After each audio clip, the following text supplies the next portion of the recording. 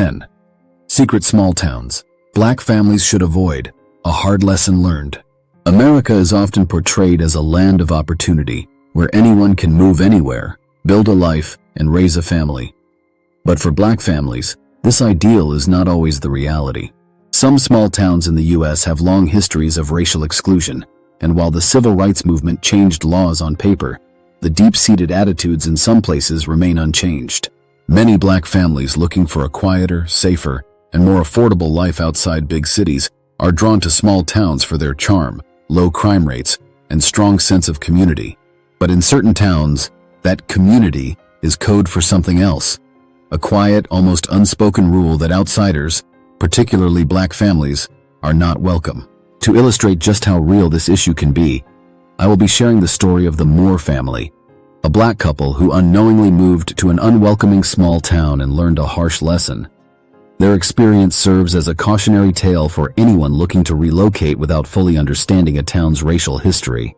After their story, I'll be listing 10 small towns with troubling racial pasts that black families may want to research carefully before considering a move.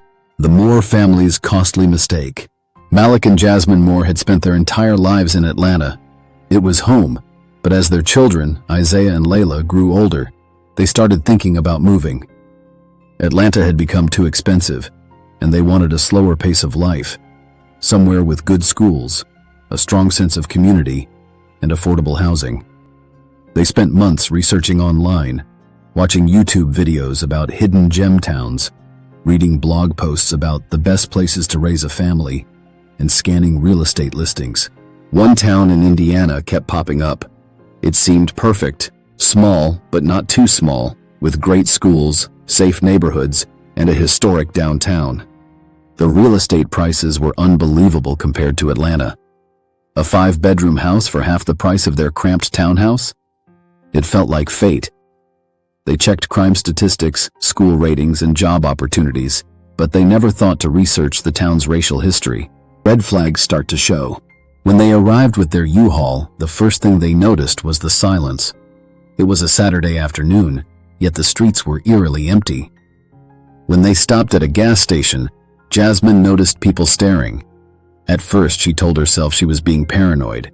Maybe they weren't used to seeing new families move in. Maybe it was just small-town curiosity. Later that day, they stopped at a diner for lunch. As they walked in, the low hum of conversation died down.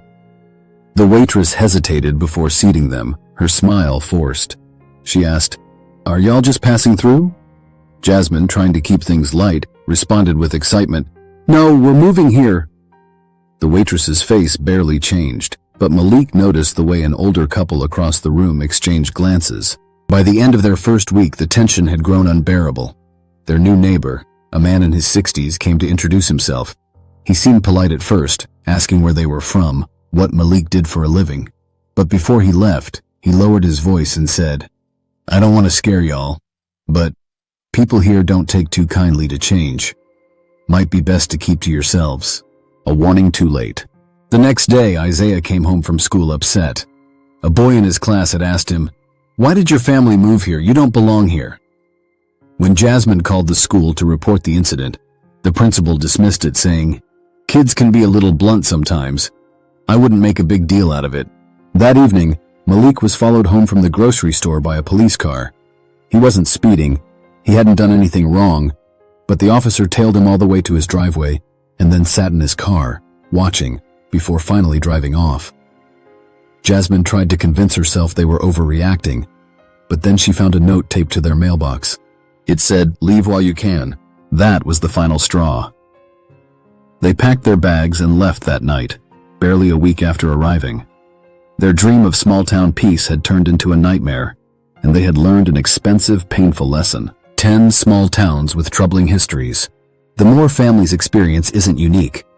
While they moved to a town in Indiana, similar stories have happened in small towns across the country. Some places still carry the weight of their pasts, towns that were once openly hostile toward black residents and still make life difficult for outsiders today. Vidor, Texas. Once a well-known sundown town, Vidor's reputation remains a warning for black families. In the 1990s, attempts to integrate public housing were met with violent protests. Forsyth County, Georgia.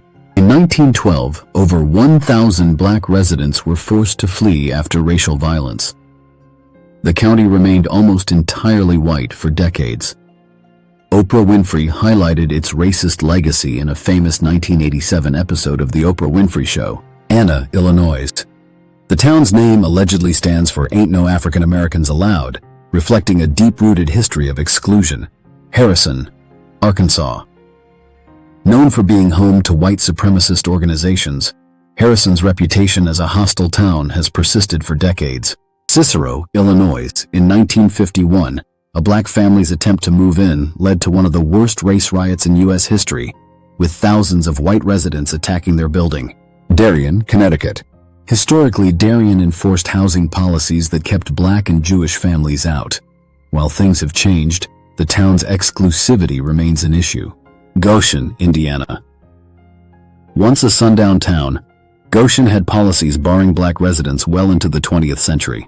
Kennewick, Washington signs warning black individuals to leave by sunset were reportedly in place even after the civil rights movement. Appleton, Wisconsin.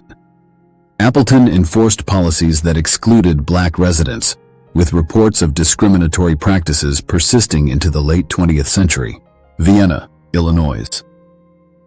Vienna was known to be a sundown town, with historical accounts of black individuals being warned not to let the sun set on them within city limits. How to research a town before moving. The Moore family made one crucial mistake. They didn't dig deep enough before choosing their new home.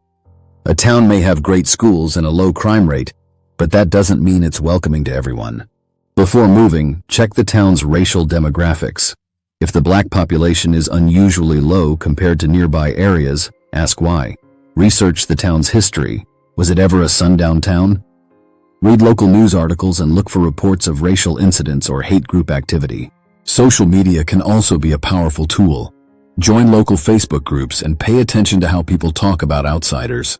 Are they complaining about keeping the town's character? Are there frequent debates about diversity initiatives? If possible, visit before committing. Spend a weekend there. Go to restaurants, grocery stores, and community events. Notice how people react to you. Do they smile or do they stare? Do you feel comfortable or do you feel like an outsider? Finally, if you see black families, talk to them. Ask what it's like to live there. Some towns have changed, but others still hold on to their past. The best way to know is to hear it from someone who has already made the move. The hard truth. Not every small town is a good place for black families, and some are outright dangerous.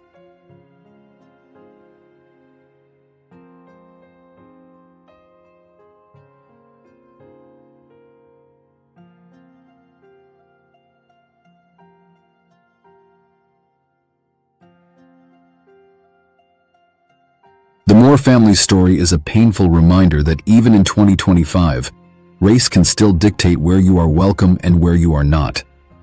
America may have moved forward, but some places are still stuck in the past. Legal disclaimer. This article is for informational purposes only.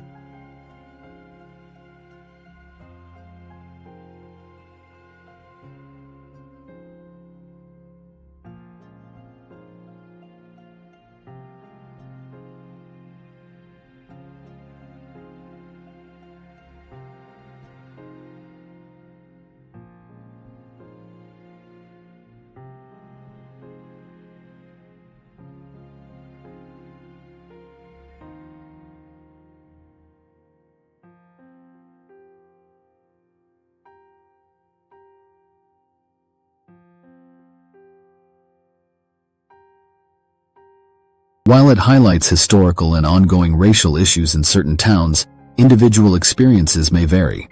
We encourage anyone considering relocation to conduct their own research and visit the area before making a decision.